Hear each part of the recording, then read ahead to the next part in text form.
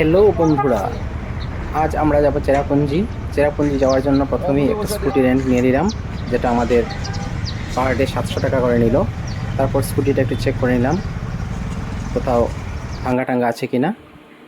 তারপর আমরা চেরাপুঞ্জির জন্য রওনা দিলাম।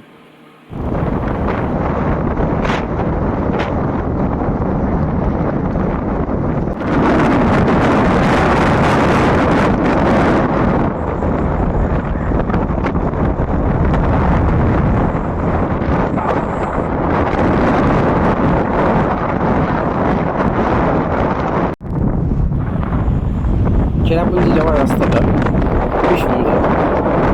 রাস্তা দিয়ে গেলে আশপাশের দৃশ্য দেখতে পারবো, এতই সুন্দর লাগে যে এটা বলে বোঝানো যাবে না।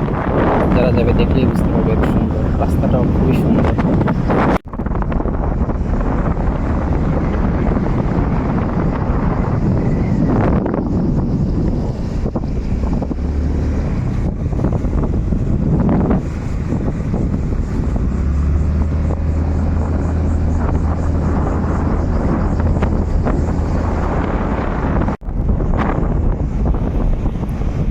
মেঘালয়ের সেই সুন্দর আঁকাবাঁকা পথ দিয়ে আমরা সামনে এগোতে লাগলাম, আর দৃশ্যটা দেখতে খুবই মনোরম লাগছিল।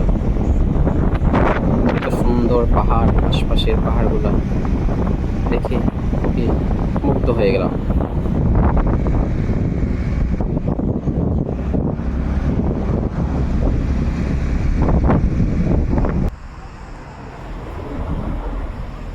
তো কিছু জায়গা আসার পর আমরা এখানে একটু বিশ্রাম করলাম, কিছু খেতে নিলাম, আর আশপাশে একটু সৌন্দর্যটা একটু উপভোগ করলাম এখানে।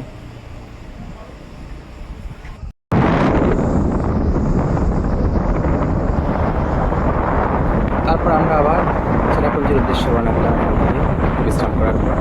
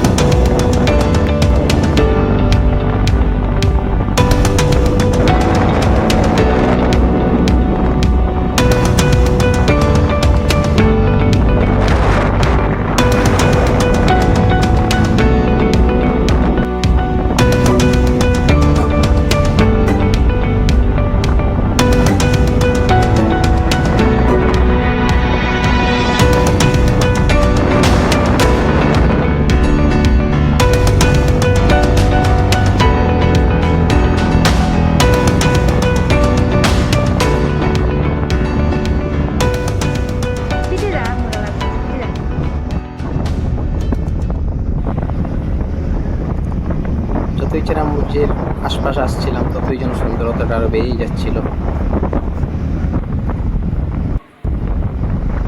সামনে আমরা দেখলাম মেঘ। মেঘালয় কেন মেঘালয় বলা হয়?